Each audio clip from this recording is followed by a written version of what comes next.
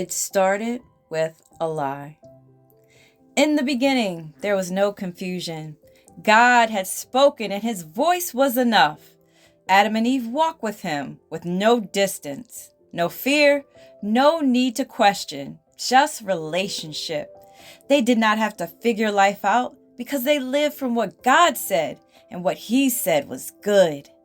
There was peace, a deep and settled peace, not because everything was controlled, but because everything was trusted. But then a voice entered into the garden. It wasn't loud, it wasn't forceful, it was just a question.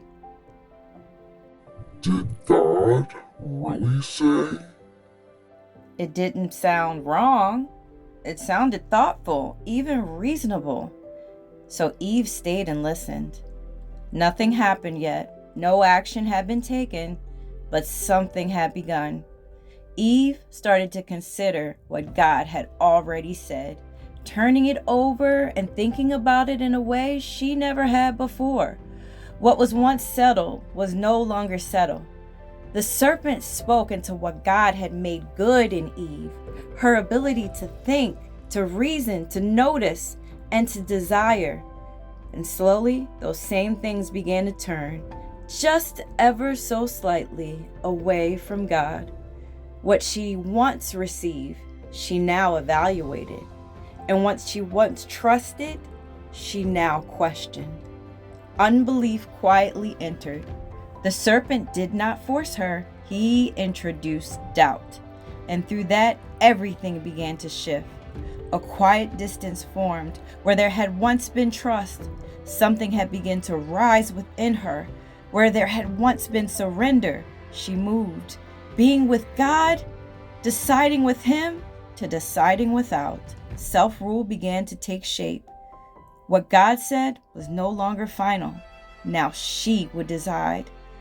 She looked again at the same tree and the same fruit, but it did not look the same. It looked good, desirable, and right. Pride rose quietly, and with it came self-exaltation, the thought that she could be like God. The fruit was no longer just something to avoid. It became something to reach for.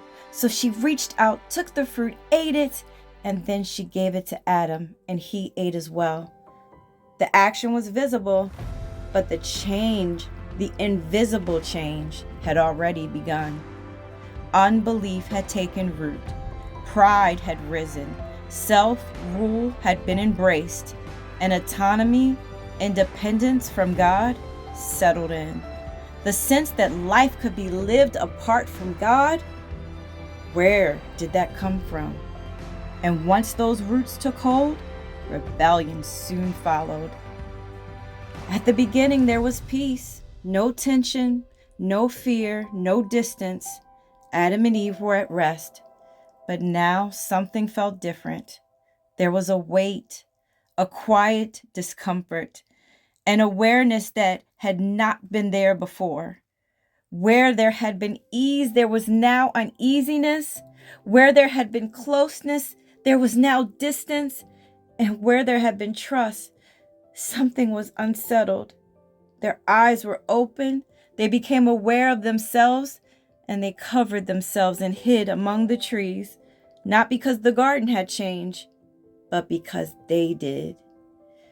And this is how it begins, not with systems, not with culture, but with a lie that reshapes us, what we trust, and awakens a life apart from God.